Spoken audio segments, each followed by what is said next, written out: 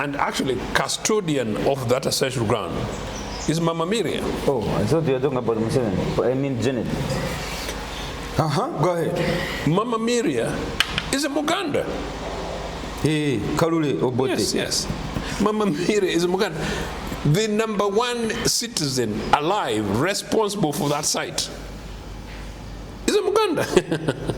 Miriam Kalule Obote. Mama Miriam Kalule Obote. Buganda. To become president. Titular president of Uganda. Then Milton Obote becomes prime minister. No, the presidency came later, in 1963. We already had a government. The government was formed in 1962 at independence. We had, our constitution was British style. Yeah. Parliamentary system. So the executive prime minister had the powers of a current prime minister of Britain, prime minister of Israel. He's like the de facto president. Basically, yes. But the symbolic titular role was with the Governor General. Like you still have in Australia, you have in Canada, where the British control. So for visionary Ugandans, we said, no, we don't want anything to do with the Bazungu. So we should kill that Governor General role and create a position for Africans, like the President of India, the President of Italy, things like that. So that was a constitution amendment in 1963. People should simply tell you what they will do to the Nigeria junk road. People should tell you whether there is anybody with the brain who can vote for NRA and they pass Nigeria hospital, that private hospital. I'm giving them free advert, but in negative. By that, I don't know the owner of Nigeria hospital. One. Number two, I don't know whether the owner of Nigeria hospital votes. I don't know whether the owner of Nigeria hospital, with all that power, you own a big hospital, and you don't have a way of influencing government. In fact, the owner of Nigeria hospital should contact me, and I lobby on their behalf. Because in front of Nigeria hospital for 50 meters, tuku hams. So I don't know how they bring their ill patients. I took a Mutoro friend of mine, actually, a beautiful Mutoro friend of mine, when she had an accident early part of this year, who lived not far. And so I went to her sister's home and picked her. And I drove her to Nigeria hospital. It was a traumatic experience. Welcome to another edition of the Andrew Rumba live show. This is one-on-one with my elder brother, Pan-African, party president, because there are 3 presidents in UPC, Joseph Ochieno, Jim Akena, another one is called Enap. Is he Enap? Enap. Who else? There were 4. Walubiri. And Walubiri, Peter Walubiri, lawyer, counsel. Now I'm with one of the presidents of UPC, Uganda People's Congress, the oldest party in Uganda, the party that was handed over the independence of Uganda, but they later lost it. They later lost the power to other parties. My name is Andrew Rumba Katusabe, fresh from Ouagadougou, Mr. Ochieno. Say hi to our viewers. Hello, viewers. Hey. Good morning, Andrew. Some energy. Good morning, Andrew. You look like Traore. I am his boy. You know, foot soldiers. I'm his. How do you sneak into that place and then you leave some of us behind? I will take you, don't worry. You still have a lot of battles to fight for yourself here. So the African battle, you first sought this one in UPC. You are 4 presidents. First set to that one. But you know, it's been about 3 weeks without meeting. It's because we've been up and down, you and I. Number one, I have to report to you that I've been in Burkina Faso on a Pan-African agenda, and I see Africa rising through Traore. Is Uganda rising with them? When I say Africa, Uganda is part of Africa. I see Africa rising. If Uganda was given an opportunity to lead Africa through President Museveni, and he has either used or misused his opportunity, I think the next leader, the next opportunity, is passing on to Burkina Faso. From the Sahel region is where we are going to have an African leader, a leader that can give direction to a true Africa, an Africa that is an Africa that has self-determination, an Africa that has a direction for itself and can make choices for itself, an Africa that can speak for itself, not from any other person to speak for them, an Africa that can imagine its own sense of direction. The good weeks that I spent in Burkina Faso, I saw Traore gather over 700 diasporans, people from the diaspora, but historically from different parts of Africa, coming to Ouagadougou to support the revolution in many ways, Then I saw the government of Traore doing everything it takes to actually mobilize these people, scan them, and then settle them in Burkina Faso, becoming citizens of Burkina Faso. Then the other issue I saw, that's why I'm telling you that Uganda is in trouble. Something happened to me, I reported to police. In 1 hour, I had my money back, I had the culprit arrested. When I pulled out the money to appreciate the police that had done that fantastic job in 1 hour to have my money back, the police stood up and said, please, we are doing exactly why we are paid. There is no reason why you can pay us double. You want to pay us, yet we have been paid. That is illegal here. Take your money. I imagined a Uganda police, what they would do to my money. $300 I had it from police giving it, passing it on to me, from the other culprit to me, $300 intact. I imagined what would happen to my $300 getting into the hands of Uganda police. I saw the Ubuntu concept, people living in a real brotherhood. I've had a problem here in Uganda, Joseph. Somebody says, yeah, Mr. Ochieno is my brother. They mention the word brotherhood, they don't know the meaning. Somebody just mentions this for the sake. Because when you see what a brother is doing in your back, you can't do it to your brother. So here people are just using words. Brother, sister, what, friend. They don't attach meaning. Now when you go to Ouagadougou, once the person calls you my brother, it is not by word, it is by action. It's a belief.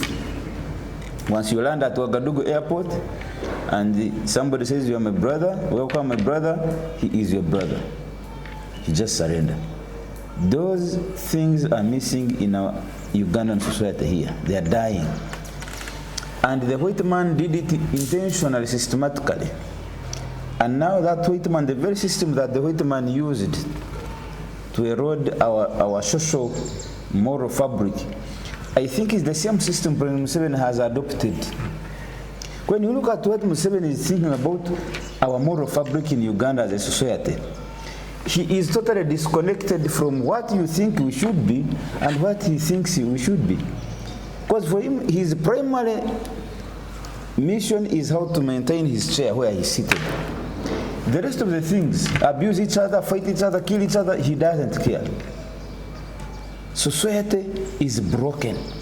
And once you break the moral and social fabric of a society, everything else, Mr. Ochieno, if the society is broken in terms of morals, everything else you are going to do about that society is null and void.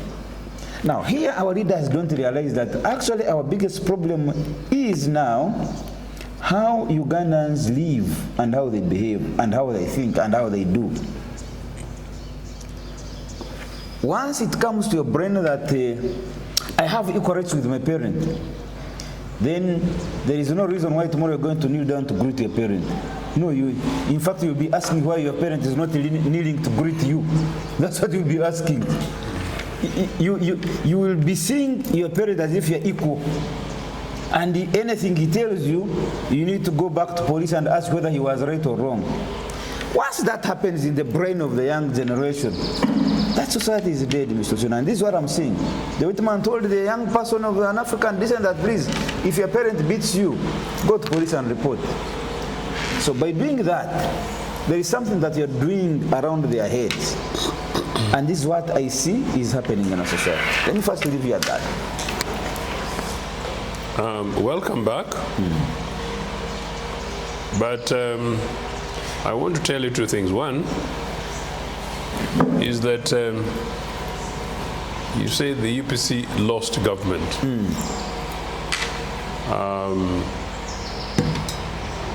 What you did not tell people is that power of the peoples of the Republic of Uganda were usurped using Ugandans, but it was usurped by powers of the white man. Okay? So Idi Amin was everything that Traore is not. Idi Amin was an agent used by foreign forces to stop the Traore kind of Uganda that UPC and Milton Obote was trying to build. And so Anglo-America, using their little boy Israel, a little strong boy by the way, had to buy Idi Amin and get Amin to get rid of the UPC government. Number two, the UPC government was not Obote's government of Ochieno, the party. The UPC government was the people's government of the Republic of Uganda because Ugandans had elected it. Number two, that government was a government whose mission it was to liberate Uganda fully. And that is what people lose out. Number two, you sort of talk as if the white man wasn't in Burkina Faso. No, they were there. He's been there. The difference is France. That in Uganda, we try to do what Bakinabe have been trying to do. We were dislodged in Obote 1 and dislodged in Obote 2. The Museveni you refer is not the Museveni who does not know what you're talking about. Museveni knows what you're talking about, except he has chosen to take sides. He's an agent of the other side. And Museveni has spent... He's an agent or is them? He's fighting the whites? No. You can't fight the whites and then... You can't claim to be fighting people whom you're serving. You can't fight them in the morning and offer them everything that belongs to the people of your country the other day. Obote calls him the Nyampala of Africa. So that is Museveni. After 40 years, if Museveni was to do 10% of what Obote attempted to do, this country will be transformed. If Museveni was to have 10% of the thinking of Traore and translate it into practical reality in this country over a 40-year period, this country and indeed this continent would be very different. I thought I would clarify that. But that said, I think it's up to the youth of this country, up to the youth of this continent, to wake up to the reality that Africa is possible, Uganda is possible, that it is possible to come together, mobilize, organize, and demand for your rights, push for the resources of your country and your continent to be used for the purposes of educating our young people, investing in our infrastructure, investing in our jobs, and making sure that particularly young people take over, together with you, the ownership of this Republic of Uganda and indeed the Republic of Africa together. Okay, fine. Thank you. You made your point. Now, let's come back home. We've taken 3 weeks without meeting, but the last time we met, there was something in the legal quagmire about UPC. You were in court, and the court was supposed to have either given guidance on your leadership issue was supposed to have made some kind of ruling. Let me hear from you so far what's happening in your UPC house there. Is the house getting in order, or it is getting more disintegrated? UPC is a house under siege. A house under siege? Yes, it's a house under siege. It's under siege by who? By NRA and Mr. NRA? Yeah. Not Jima.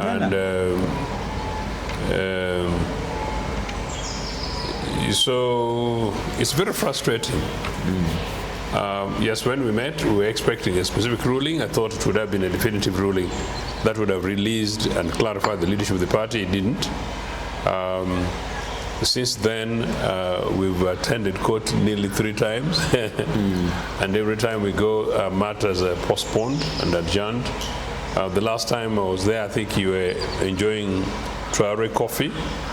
But we have bin told that we have to appear tomorrow, the 13th of November, tomorrow Thursday, where we expect in one way or another a position on the question of contempt of court application against Jimmy Akena.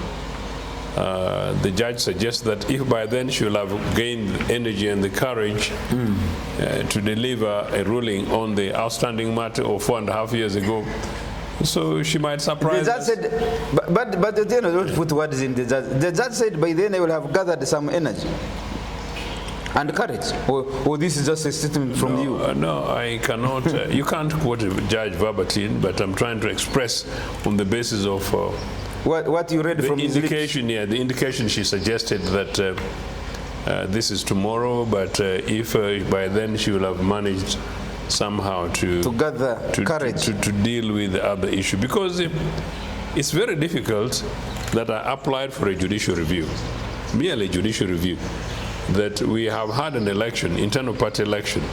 It's not even an election involving Museveni and Besigye and Chagulanyi.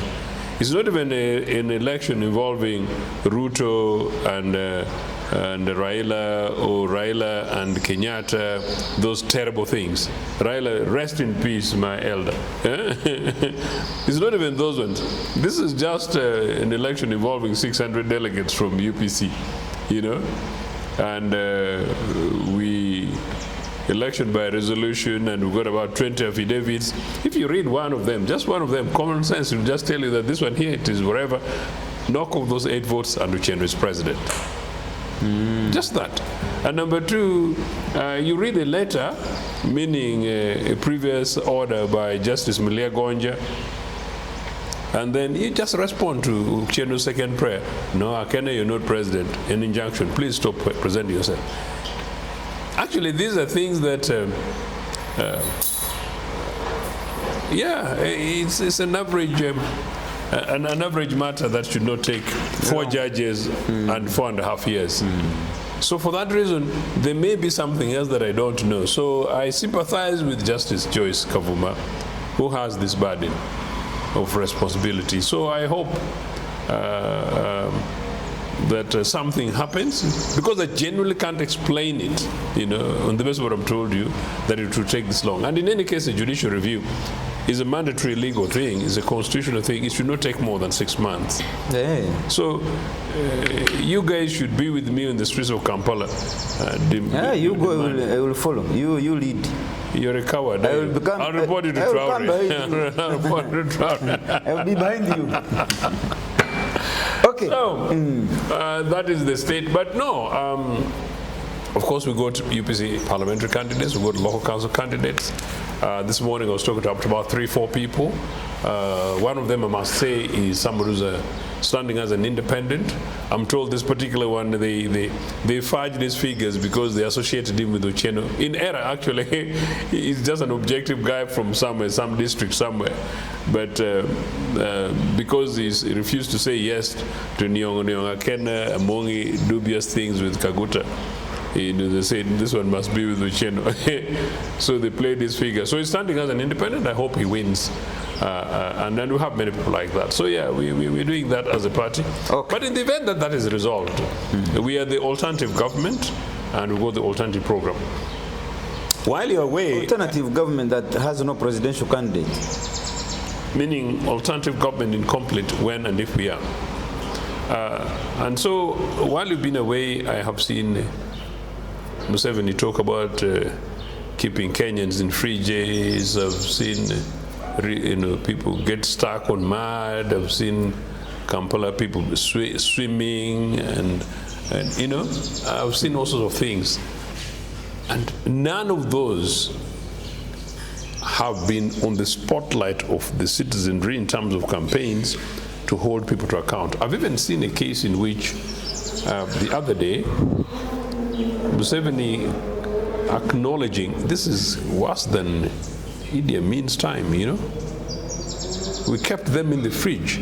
So it reminds people about the lies talked about Idi Amin, that Idi Amin kept human heads, human skull on fridges. Because that's not true, and we knew it was propaganda, and it was propaganda by all of us against Idi Amin. Now, President Museveni is admitting that just boasts, I'm doing we it. kept them in the fridge. These ones here. So whether that fridge is a fridge under the garage or in the basement of his son, I don't know.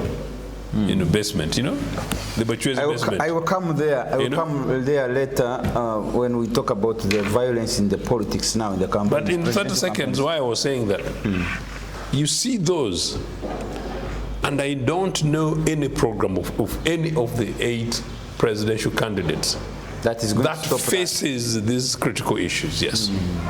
In other words, from all the 8 presidential candidates, you don't see somebody who is going to tackle the issues at hand. No. The problems that face Uganda. I don't. And I think you'd like to tie that with the fact that if UPC had a candidate, you would have found solutions to these. We do have solutions. Unfortunately, to the youth of this country, UPC has solutions, and we are the only political party with solutions long-term for you.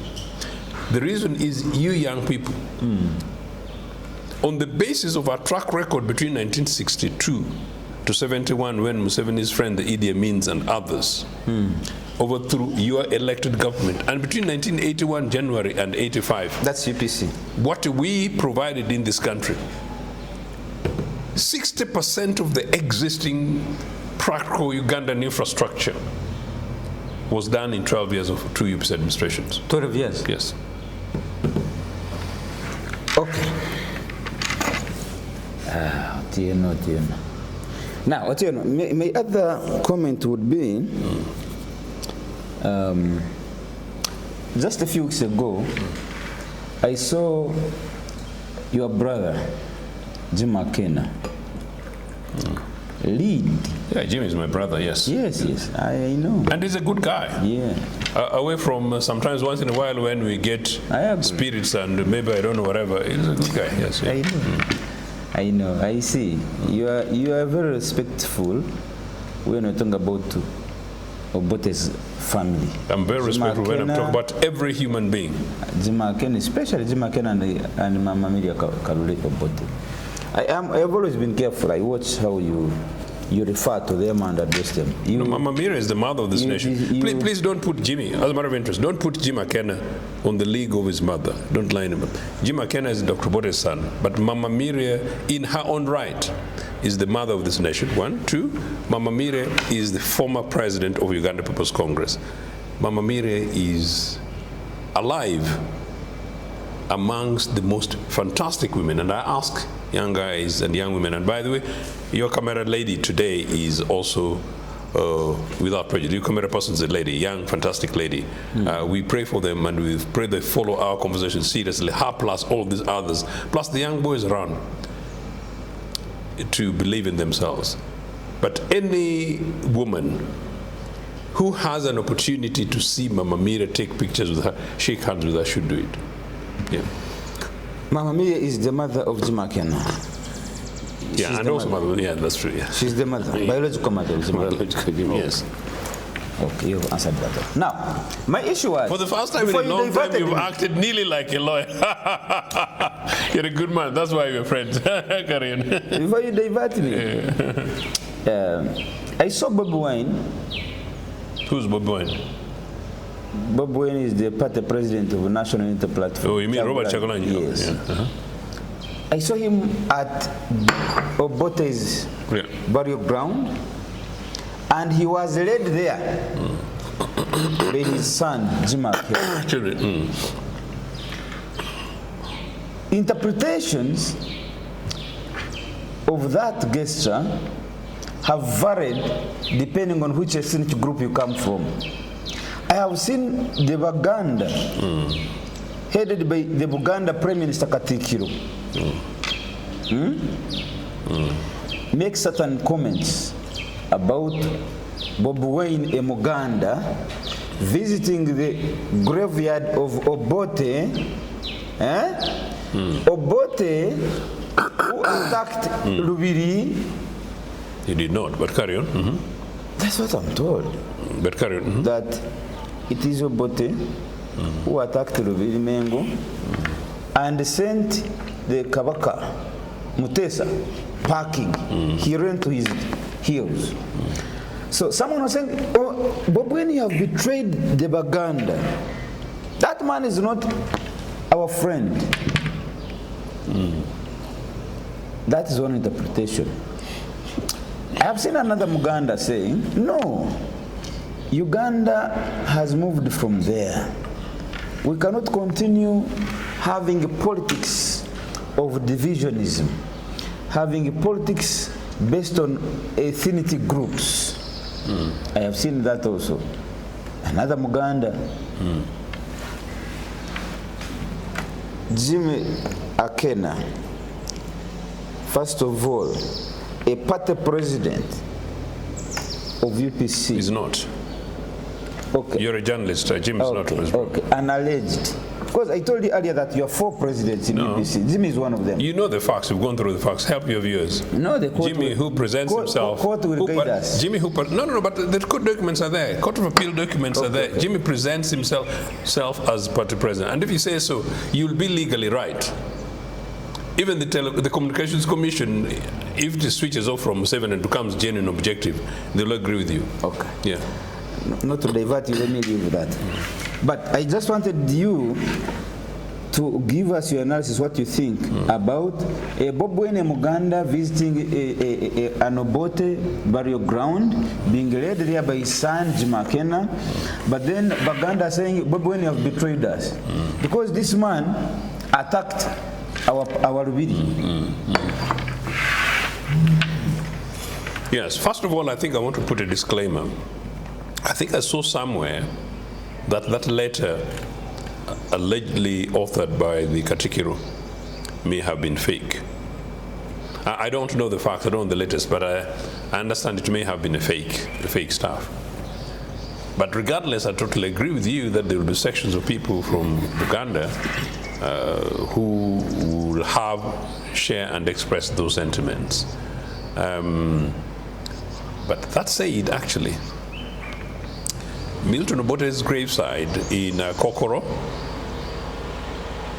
is actually Uganda's, remember, I'm Milton Obote's permanent spokesperson. Yeah.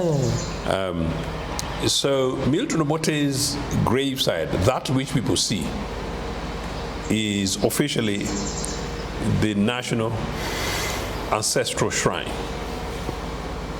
Because... National? Yes. Because that is the graveside of the father of this country. According to you? No. That's according to you? No. Is he officially... Milton Obote is the father of this country. That's according to who? I think that's debatable. No, it's you in UPC believe that, but there are other people like Museveni who don't believe that, and that's why he has not been able to be given that. If Museveni doesn't believe that, he had better return. But he's the president. He had better return to Rwakitura. But anyway, in context, you know the. No, the point I wanted to make is that that has not been officially gazetted as a country. No, it is official. It's official. And if you that Obote's burial ground is a national Essential shrine. Yes. No, that is my word. But I'm explaining it. Very good. But so you stop these things of trying to impart things on us as a country. No, because sometimes once in a while you have to teach people, and I'm not saying you, but you've got to teach people who want to steal knowledge. You know. Anyway, let me not divert you. Yes. So Milton Obote is the father of this country. And Milton Obote's burial ground, wherever it is the national ancestral shrine. You see? Milton Obote was extremely modest, that he chose in his will, by the way, that he wants to be buried in a kokoro next to his grandfather. At the time, I think people were very worried where it might be. So authoritatively, being the modest man that I knew, that I'm very lucky to associate with, he wanted to be buried in a kokoro. In any case, the Musevenis had, out of populism, thought about this Kololo airstrip thing where they put Yusuf Lule and things like that. Obote was not a man of grandeur, so he went to that place. So that's the national ancestral ground. So if that is the burial ground for the father of the Republic of Uganda, somebody needs help if they don't recognize that that is a place that every Ugandan is strictly entitled to access. Every Ugandan should associate themselves with that. Really. And if they don't, shame on them, and it's a matter for them and the devil around them. Okay? So it's basically common sense that any national leader should associate. Now, even Museveni, whom I would not recommend today yet being shown around that place, Right. wanted to. You have said it's a national. I'm giving you. Right. No, you don't want the one of the Ugandans. I'm giving an important point. No, I'm giving an important point. Museveni very reluctantly agreed to give Milton Obote to grant a national burial. So meaning when Obote was being laid to rest there, it was a national function. For the record, including for young people who may not have been born yet, you know, and who are young. I get you. Yeah. So that's a very important site for this country. It's a historical site for this country. And so in that context, I don't know where this, you know, paid cheap talk comes from. However, number two, and actually custodian of that ancestral ground is Mama Miriam. Oh, I thought you were talking about Museveni. I mean Janet. Go ahead. Mama Miriam is a Muganda. Hey, Kalule Obote. Yes, yes. Mama Miriam is a Muganda.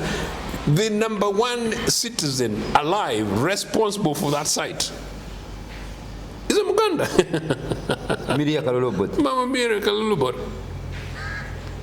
So that's why I say anybody who has funny thoughts, you know, that person needs prayers. You know what I'm saying? But why did Obote attack his own I know you've come from family. You've come from Burkina Faso with a lot of energy. You don't even want me to finish my point. Wait. You're itching for that. No, you're saying Mama Miriam is a Muganda. Now, how could Obote attack? I told you about it didn't attack, but I'll tell you that. About didn't attack. No. So that is a national site. My concern would be that people were making political points that Chagulanyi would be cheek. Shame on him. That if Chagulanyi waits for time for political campaign to go and want to associate, you know, which I know that's why he did, you know. For me, it was not out of him. If I was giving advice to Chagulanyi's opponents, you know, that would be the basis of my argument. That you're playing politics, so why do you wait for this? Yeah, why do you wait for it? Just like I'm told there's some people in TDA and others who had never visited northern Uganda, they never crossed Karuma in their lifetime, and then time comes for election, that they go to Karuma. Oh, you know that. My Jesus is watching those people. Even them, their Jesus is also watching. Yeah, that's correct. And for me, I'm completely fine. I'm completely fine. So you see, so if it is opportunistic from that perspective, so did Robert mean it? Did it have it right inside it? That to me would be the message. And then number three, what was Akena's move with the Chagulanyi? So we want to help the guys. We are very objective. But what was the intention of Jim Akena taking Bob Wayne to his father's grave during the campaigns? What was the intention? No, I don't know, but I think it's pretty commonsensically obvious that, as I said, Chagulanyi wants to gain some mileage, and I think it would also be very difficult for Jimmy if he's approached by Chagulanyi to say no. You see.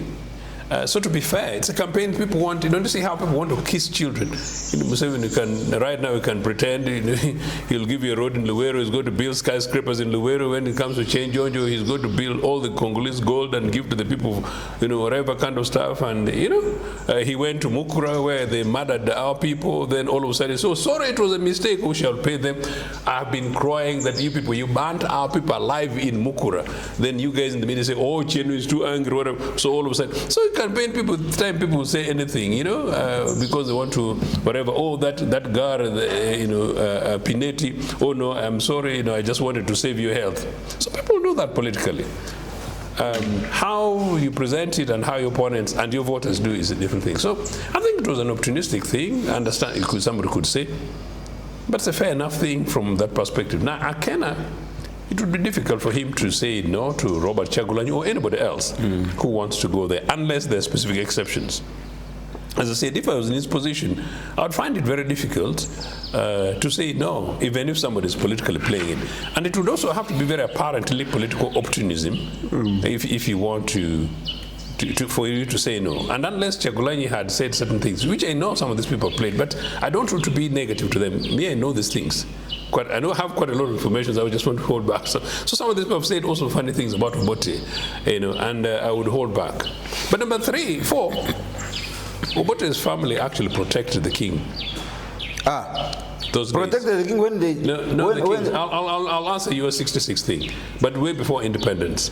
So Obote's family protected the king of Uganda and actually the king of Bunyoro. You guys from Toro is neither here nor there. So we need this. So these things have happened before. So as you talk about the African Ubuntu, we've done these things.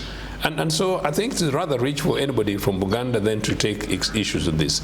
So finally, it's interesting, you see I'm giving you points, but if Akena and Museveni did not have their recent issues where he thinks Museveni has not done enough to fudge legitimacy for him this time around when he wanted it, and Museveni has not used his usual things to push the Electoral Commission to illegitimately recognize him, if maybe that had done, whether or not Akena would have done that with Chagulanyi today, and you can ask where was their position 5 years ago. Those are political questions, because it's a political season, and I recognize that many of your viewers, and today I can see behind the camera we've got 2 young people who need to contextualize politics, and many of the other viewers to see these things. So those are legitimate questions for politics. Now, the issue that you raised about Baganda and Milton Obote, I was actually the director of the funerals for Milton Obote. I was the head of delegation to repatriate Milton Obote's remains from South Africa, where he had his state function, came to Zambia. I handed over that to Haji Wegulu, who was now our national chairman as a leader, and we came home. From then on, we did all these things up to Parliament, up to Kololo, up to that gravesite. I want to reveal this, that during the burial, I was sort of the last person to say whether or not you're going to go to that guy. You see what I'm saying? So we control that, and I'm an authority on it. But also side by side with that was the roots, because I know I want to satisfy you with the thing which was itching you. Milton Obote died, some people singing by the roadside, they're enjoying with their Jesus that Obote has died, so they're going to now get the Republic Gold. And then the Naduli is saying that Obote's remains should not pass Luweero. So I just want to use this to contextualize, to put it for you. When Obote died, the idea that Baganda said he should not pass via Luweero, they may have certain Baganda, it may not have been true. But it was never our intention to pass via Luweero. You feared? No. Because I'm going to explain it to you. Because we need to help Uganda to heal, but we also need people to get the truth. It was never our intention to pass via Luwero. But I also can tell you, if we had a desire to pass via Luwero, there is little nothing anybody would have done it. Because many of these people, except a few people who were there and supporting NRA to break this republic, because it was a state function, we would have had the security anyway, the state security to be able to do so. But I don't know where anybody would have done that, and I don't know whether my God would have allowed it. Our intention was to take as long a route as possible. I know you're shaking for time, as possible. So we chose deliberately to allow most of Uganda, as much as possible, to mourn Milton Obote. So we took Obote deliberately to Jinja 800. It was massive. You know, think Raila. I was in Raila's funeral. It was massive. To Iganga, particularly Bujiri, where we did the stopover. We did to Iganga, to Tororo, to Mbale. It was a huge thing. So it was our intention to take Obote as much to the people of Uganda as possible. So we didn't pass via Luwero. Now, the 1966 thing, which is itching you, the Baganda ought to come to terms with the historical fact, including the mess of some of their own leaders. You know, the British helped Baganda to conquer Bunyoro, use and abuse them. At independence, we needed to have conversations. Conversation took place. We sought to create independence. All of us came with it. The decision to go for a referendum was a decision agreed by all Ugandans. Milton Obote became the prime minister, and it was his job to deliver on that. And because we formed an alliance government, which is something else to discuss, Obote said, no, the referendum must take place. Because it took place and it did not go the way the Kabaka wanted it, you don't blame Obote or any other Ugandan. You know?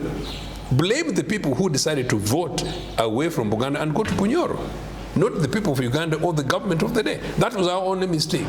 Now, from 1964, because that happened, and the Kabaka of Buganda on record begins to seek to assassinate Prime Minister Milton Obote, seek to mobilize and organize groups against Milton Obote's government and UPC.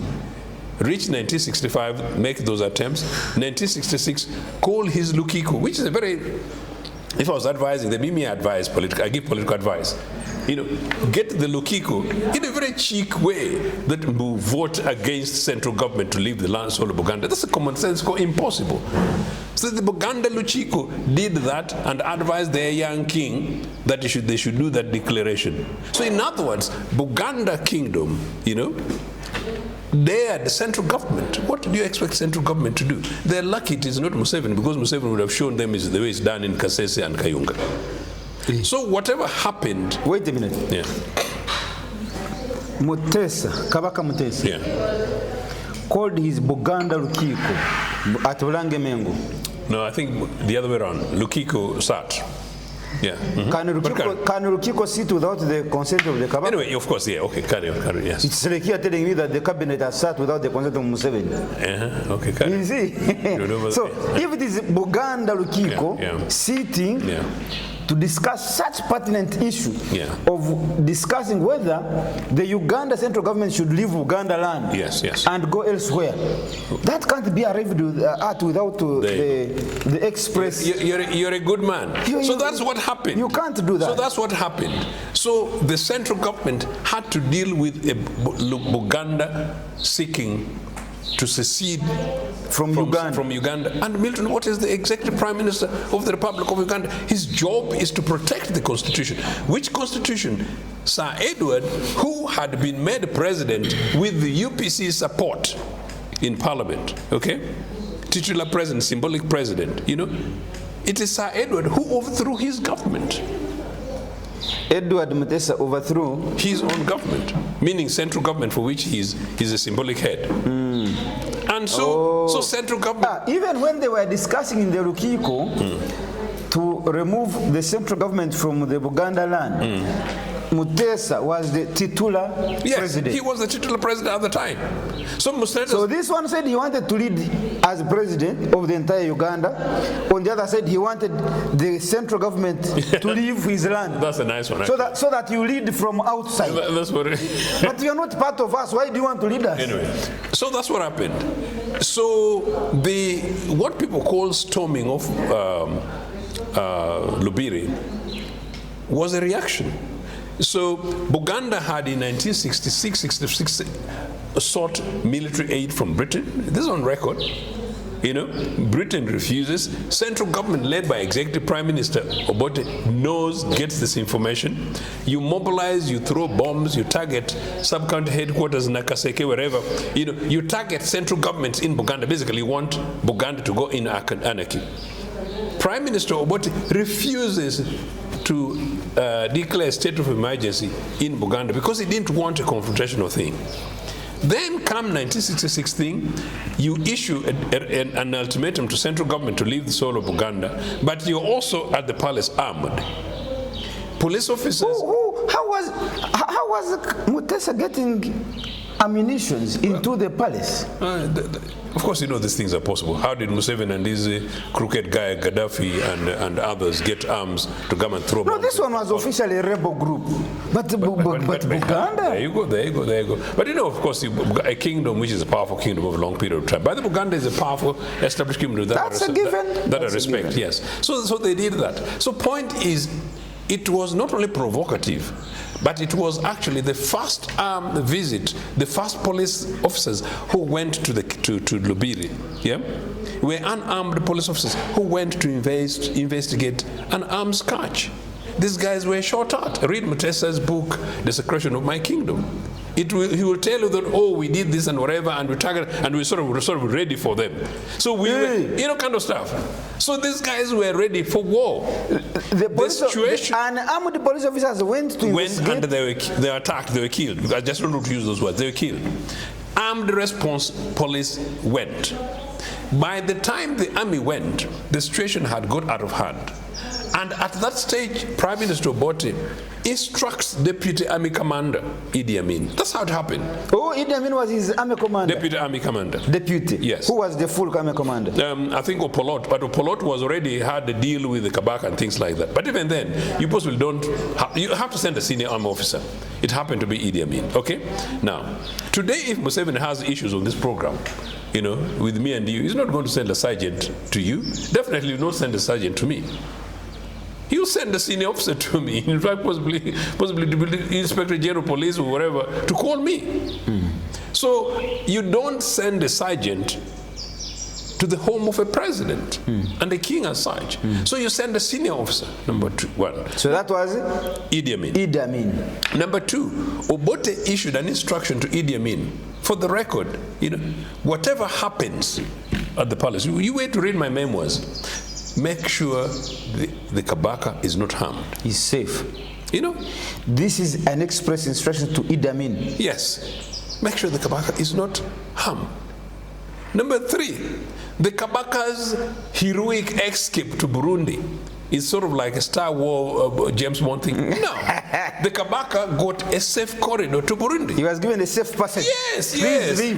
So he was not a target for killing. And in any case, why kill the Kabaka? And in any case, actually, the Kabaka of Buganda. That's why Obote tells Andrew Mwenda, actually, for the record, Andrew is your blood relative. Obote's one regret over his reign, those two administrations, is the Lubiri incident. Because it's not nice. This is the king of Buganda, somebody who was his friend. Formally, you campaign for him to become president of the republic, and this happens, and something that ends up with the abolition of kingdoms. So it's not an easy thing. It is Milton Obote who campaigned and supported the Kabaka of Buganda to become president. Titular president of Uganda. Then Milton Obote becomes prime minister. No, the presidency came later, in 1963. We already had a government. The government was formed in 1962 at independence. We had, our constitution was British style. Yeah.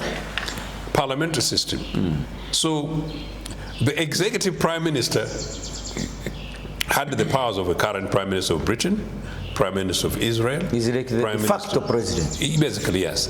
But the symbolic titular role was with the Governor General.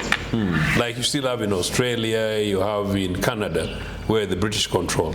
So for visionary Ugandans, we said, no, we don't want anything to do with the Bazungu. So we should kill that Governor General role and create a position for Africans, like the President of India, the President of Italy, things like that. So that was a constitutional amendment in 1963. Do you know what? In 1963, our vice president was the king of Busoga, Nadiope. So Nadiope was UPC's vice president. Nadiope campaigned, he wanted to become the president of Uganda. He campaigned for that. But UPC, because of our vision, we said, no, we already have a prime ministerial position, let this first position, because it was going to be rotational, let the first person be the king of Buganda. One, because of the kingdom things and things like that. But in any case, we're UPC in government. Now, that's a visionary thing. Obote has never been thanked for that. UPC has never been thanked for that. You're not even thanking me for providing that open information. And so the position goes to the king of Buganda. Guess what? DP and Nadiope's campaign met in Barara, where DP endorsed Nadiope. Because remember, DP has a different topic we shall have. DP's relationship with Buganda. So these days when you find DP people, Nyongo, DP, that the champions or supporters of the king, it's out of sometimes ignorance. I'm not saying DP members don't, but young people in DP ought to know that UPC was more friendly to the king of the Buganda than they themselves. Particularly, I'm talking about DP members, particularly from Buganda. So we sacrificed our own vice president and king of Busoga in order to support Sir Edward. We didn't do it because we needed it. We already had a majority in government. We formed a coalition government with this people, not because of the numbers. No, we just wanted a government of national unity. That's the background of that. So really, anybody from Buganda who wants to run with this thing, they need to know that they're running on falsehood. And that's why I'm saying it with clear authority. And so that's the position.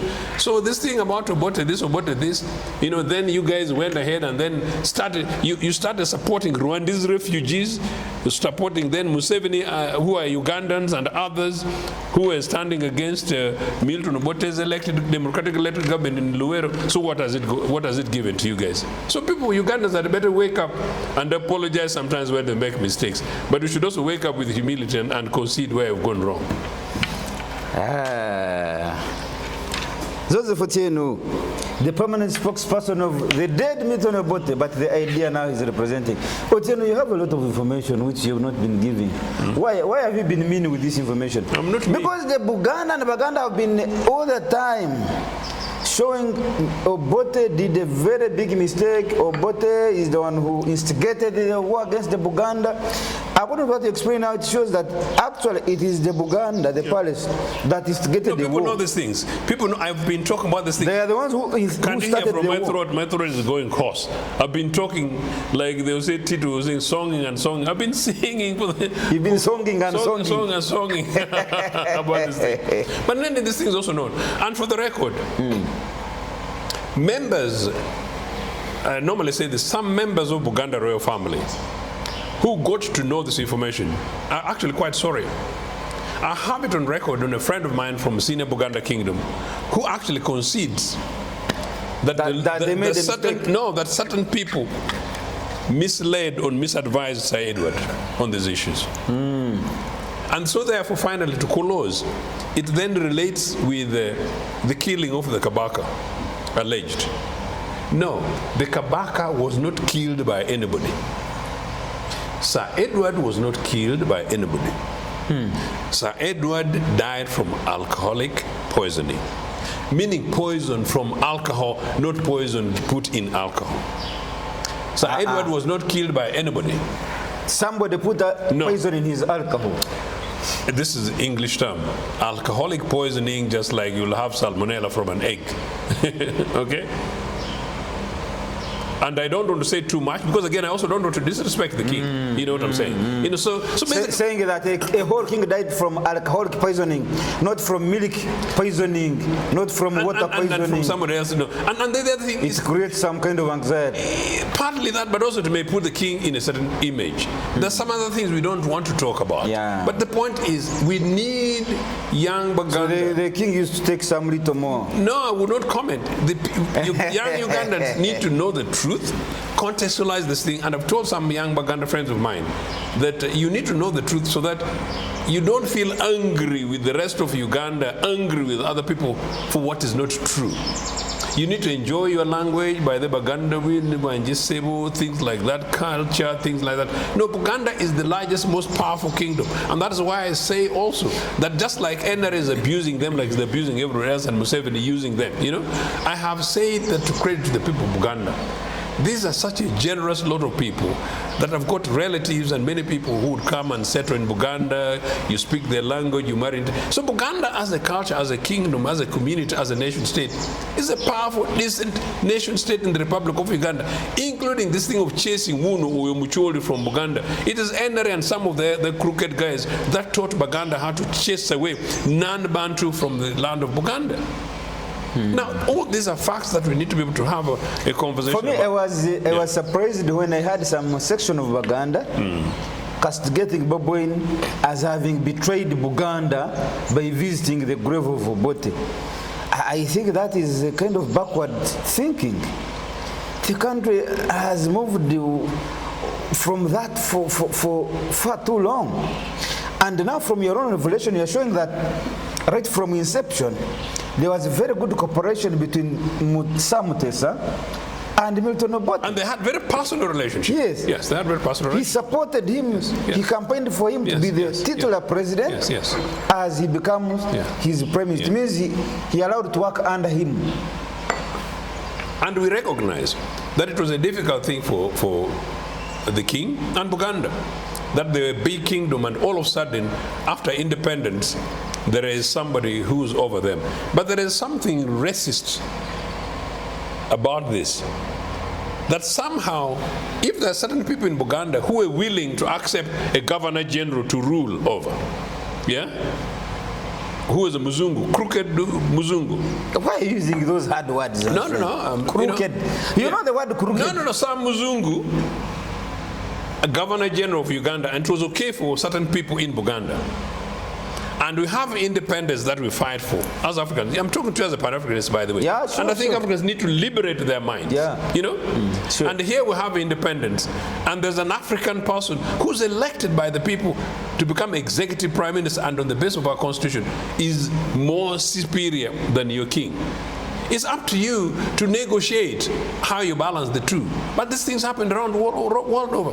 The most powerful identity, the most powerful kingdom on this African continent are the Zulu. Yeah? You don't hear about these things in South Africa. Mangosuthu Buthelezi tried to play the Inkatha Freedom Party movement, sought to butcher our African peoples against members of the African National Congress and others. But even then, you don't see Zulu royals or Zulu kings threatening that these guys should leave Gauteng as a province which is Zulu nation. No. The sooner we opened up these conversations and discuss them in totality, I think the better it will be to liberate these young people. I know for you have children and others. We want your children and my grandchildren to be living in a diverse Uganda and a diverse open Africa, open borders. But unless we liberate ourselves from these contradictions, we're not going anywhere. I'm lucky I'm a Republican from Padola. You know, I'm supposed to be the king of the Padola. The kingdom thing was taken from my clan. My family gave Majanga the name you hear is an Okeo from my family. His mother comes from my family. Granted those powers. I don't claim that. But even then, the current head of our community is Kwaradola, the grandfather of Adola, Moses Owar. You know, he's soon turning 100, you know? 100 years. Yeah, very clever guy. By the way, he's the head of all Kashu leaders in Uganda. and he's among the most educated guys in Boston as a 10-liter Padola. But I'm a Republican. He's merely my cultural leader. I don't have any contradiction between Moses Owuor and who's my local member of parliament, who's the chairman of the district, and who's the president of the republic, except at the moment I recognize that Museveni is an imposition. Other than that, I have no contradiction. Okay, very good. You've made your point. Let's go to our last point, Comrade Otieno. The presidential campaign that the Electoral Commission blocked you out. They put a wall against you. Don't come in. The 8 presidential candidates were successful in as far as registration for that exercise was concerned. Started from a good note. We were actually beginning to rewrite our history that, oh, there can be a time. You and I nearly ate chicken yeah. for celebration here. Yeah. That there can be a time when presidential elections can be peaceful. Yeah. You know? Oh, hell broke loose, man. Last week but one. The first one happened in, is it Lira or somewhere? Where police came and vandalized the hotel where the new people were. It brought the memories of Arua. You remember? Arua? That even led to the death of Bob Wine's driver. You remember that Arua incident? So those memories came back. Now from that side of northern Uganda, they cross now to western Uganda, in Imbarara, in Kiruhura. You see real violence. You see real violence coming back. And then you see these factional fights. Somebody puts on yellow and moves with cow sticks. You know these sticks that they use to control cows? Somebody is moving them in broad daylight, in society, in public. And he's using them to crack human beings' skulls. Mr. Ochieno, those Bahima you see, those cattle keepers you see, even though you see them carrying sticks like this while they are herding their cattle, they don't use them to hit the cattle.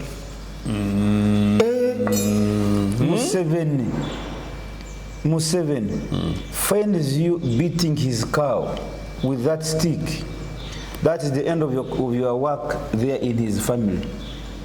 And no other family will take you to be a herdsman in their kraal once Museveni has chased you from his herd. No family will take you. You are a cattle beater. They detest you. This one is a cattle beater. You don't respect cattle. So are you saying this guys treasure cows more than they respect Ugandans? That's I'm building. These Bahima don't beat cows. They move these sticks. But then they can crack the skulls of Ugandans. Just to threaten the cow. But they can crack the skulls of Ugandans in Luwero. Yeah? You see, these animals understand. When they see you controlling them without anything in your hands, they go astray intentionally, they disturb you. I used to graze cows and go the stick. Even if you have not used it, they will bow down, they will listen, they will respect. When you tell them, please get here, they will get there. Once you have the stick in your hands. Once you don't have the stick, they will become stubborn. So they handle the stick for purposes of convincing the cow that, by the way, I have the means. But they will not use it. But the point I'm building is, see that same person who values, respects the animal. The animal. See when he reaches onto a human being's skull, what he does with a stick. So these people respect cattle, some of which are stolen cattle, yeah? You they respect this cattle you don't have more that than evidence. No. You just mention the cattle, don't say stolen. No, I'm saying, no. Because it is also possible that you can steal from them. Cattle has been stolen in Uganda. Yes, but you don't have evidence. And that's what I'm saying. This particular group of people. Which group? I'm talking about, so people who herds people have stolen cattle. I have seen cattle being stolen, including from Teso. And there is the Karamojong of the south. So young man, leave me alone. Okay. But anyway. I'm going to leave you to moderate yourself. Just to clarify one thing. The Electoral Commission did not stop me or UPC candidates. the Electoral Commission was unable to nominate anybody from UPC because on the basis of the legality of the people, the people who picked nomination forms were three. Yeah. Jim McKenna, Dennis Enap, and myself. Your confusion. Peter Walobiri did not pick nomination forms.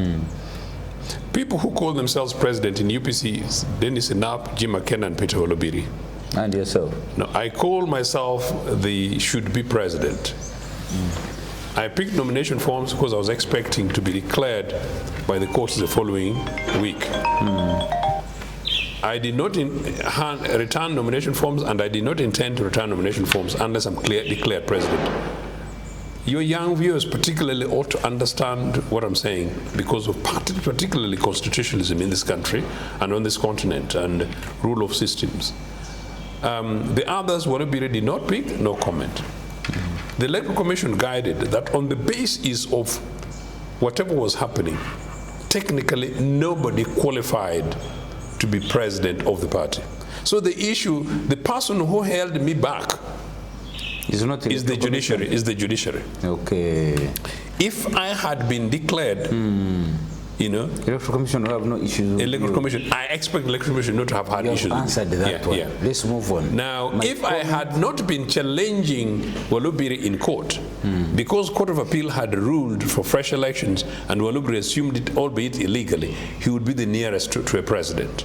And so if he had picked nomination forms and the Electoral Commission refused, there would be issues, so we'll call it a block. Jim McKenna was not blocked because definitely he does not qualify. But he's the most crying for having been blocked out. That's what he claims. He's the loudest in terms of crying for having been blocked from participation. No comment. What was the other question? So why do you fear to comment about Jim McKenna, your brother? Jim McKenna is crying the loudest that the Electoral Commission blocked him out. In fact, he's been telling society that Ugandans, you lost out an opportunity of having a good president that would bring back this country to the right trajectory. And nobody asks him why he did not present himself in 2016. And nobody asks him why he did not present himself in 2021. You know, at the time, the Electoral Commission and whatever was with him. So that's what I'm saying. The Electoral Commission, what the Electoral Commission did this time was what it did not do the previous times. Okay, let's go to the people in Kiruhura that were seen visibly holding sticks, putting on t-shirts of and beating people with the sticks that they can't use for hitting people. Let me hear you. For a long time I've been telling you Ugandans, you wake up. UPC told you guys, you mean you are alone. Oh yeah, you're alone. Under this NRS thing, you're alone, man. You're alone. Ugandans are on their own. These guys have used and abused and with impunity, with unacceptable impunity. So it's very sad. I want to put a quick disclaimer. I'm told that of the violence things, one of them happened in my Tororo. And I think it's alleged that supporters of, I think, Nandala Mafabi may have been targeted by a particular group. I reject that. And anybody in Tororo, by the way, who is involved in election violence, particularly anybody in Tororo who can choose Nandala Mafabi or anybody else and their supporters to target. As the leader, I'm one of the key leaders in Tororo with the whole of Obote. You don't do it in my name. I reject it. And if found, I would work with authorities to try and isolate you, because I don't believe in politics of violence. We leave violence to NRA and Luero. Okay? Number two, I say this as an authority. I am one of the people who contributed net for repeal of Article 269 of the NRA 1995 Constitution, meaning the provision that unlocked the banning of political party by Museveni, Besigye, and all those groups, you know? And so therefore, I believe in political pluralism, competition of ideas. And in fact, when we got the repeal of Article 269 on November, it's coming, it's like next November 17th, 2004, yeah? On December 18th, 2004, Milton Obote wrote to me and asked me to join part of a delegation to return to Uganda to go through this process. So this is not a gift, we fought for it. So the right to belong to a political party and organization of your choice, I'm one of the champions for that. So we must fight for that. The right to campaign freely and associate freely is enshrined in the Constitution.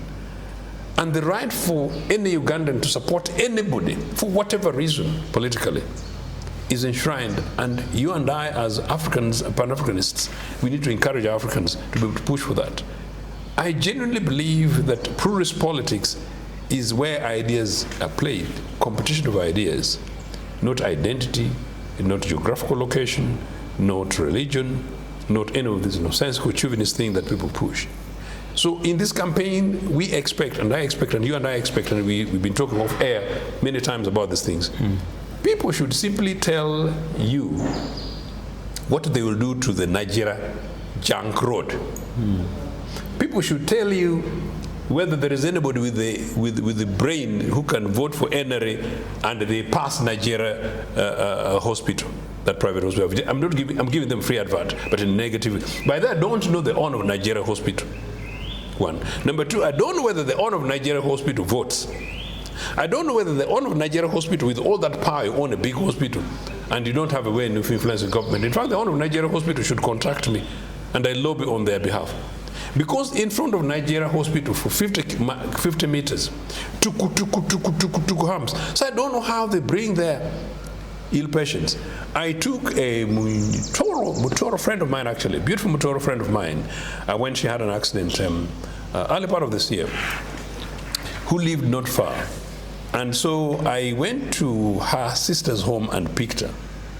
And I drove her to Nigeria hospital. It was a traumatic experience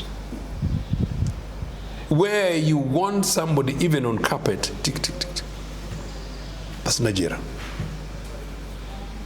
So Nigeria hospital alone, for anybody in so-called Mbu opposition,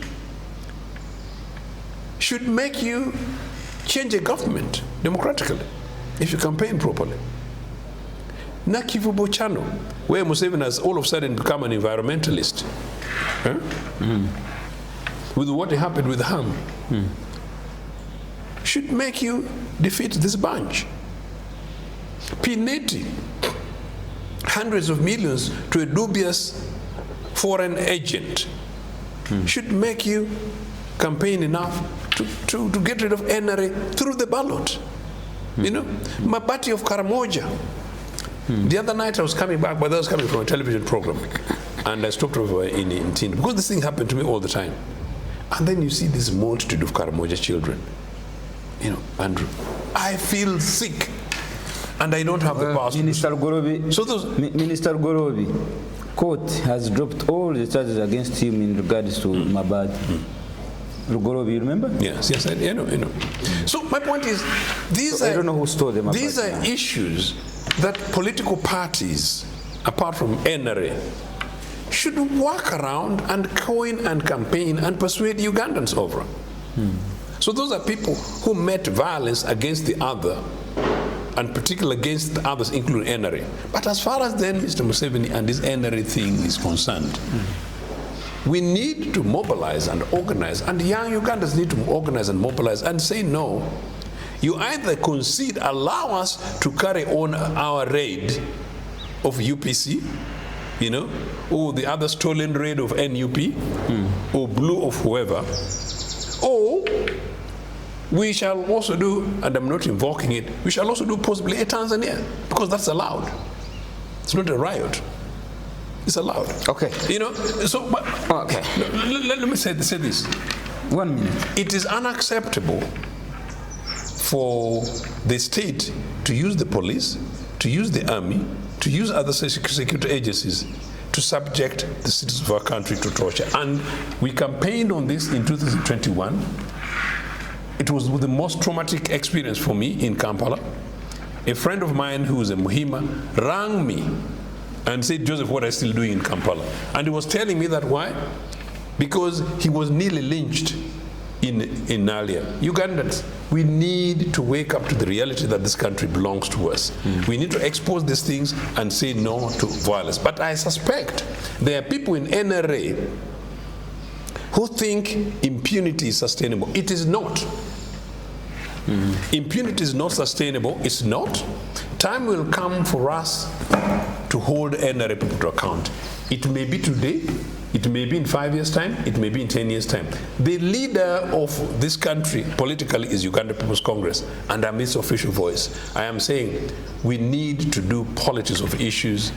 NRA needs to prepare for a possibility of losing elections. 40 years, you've stolen enough, you've eaten enough, you've ruled enough, you've enjoyed enough.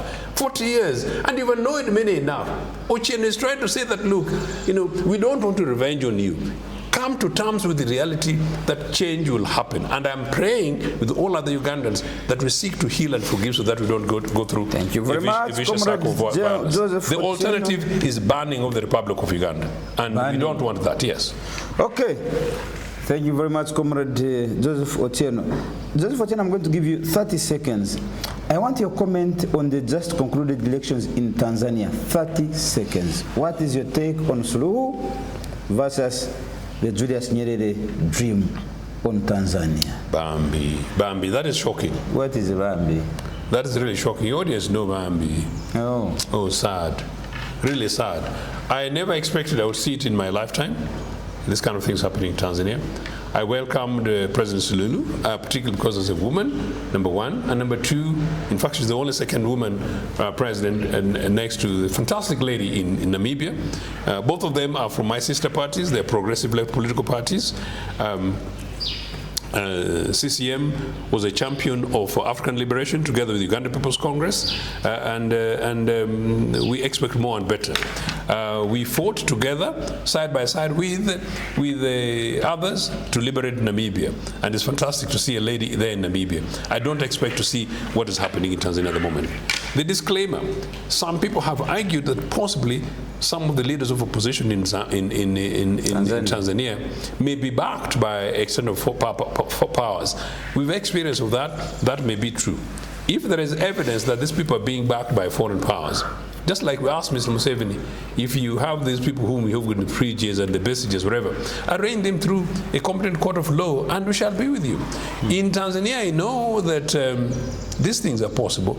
I saw it in Zimbabwe. I know that Morgan Tsvangirai was backed by foreign forces as right-wing people. So as victims of imperialism, I would support you as my colleagues, as the sister parties. But this way is not the right way. And as I said, if simply these guys are ideologically right-wing, democracy requires that even if they're right-wing, if the majority on this occasion agree with them, these things will swing. So we should learn to be good winners and we should also learn to be good losers. In conclusion, because of Nyerere. Because conclude you must. Obote told Nyerere in 1975 that, Julius, it is good for us to retire when we're still popular. Obote was not able to have the privilege of doing that. Nyerere sort of had it. Meaning, there is always the right moment to leave the scene. Once in a while, African leaders need to come to terms, and we need to teach our supporters and voters that once in a while, we may leave the scene and leave the scene for others. When you're still popular. When you're still popular. Don't wait to be cast with stones. You know, like I saw the president of US one time, was it George Bush? Somebody throwing shoes. Yeah. Shoes were hovering all over his head.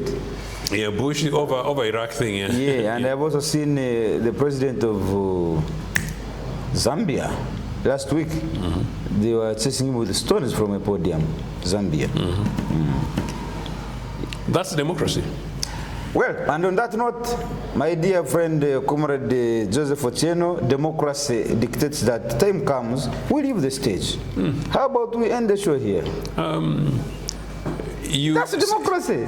Because it's me versus you, you know, it's past, so we agree to disagree. Yeah. But now I'm reluctantly handing over to you, since you're the host of the program. You own this program. We close. Thank you so much. My name is Ali Rumba Katusabe, and this show, this episode particularly belongs to Mr. Joseph Ochieno. Joseph Ochieno is a leader in UPC. UPC has a leadership vacuum. There are 3 presidents claiming leadership, and Ochieno is one of them.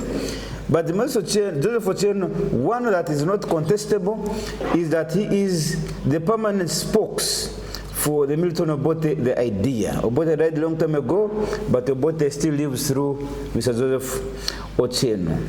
I thank you so much, Mr. Ochieno, for always giving me a pleasure. Welcome back. For people who don't see you closely, you're really looking fantastically Burkinabe. Sure. Actually, I've got some land from Burkina Faso. Traore is giving me some. Why don't you share this with me? Traore is giving me some good square miles of land. Why don't you share with me? Why don't you share with me? To do some Pan-African projects. Why don't you share with me? Don't worry. Off air.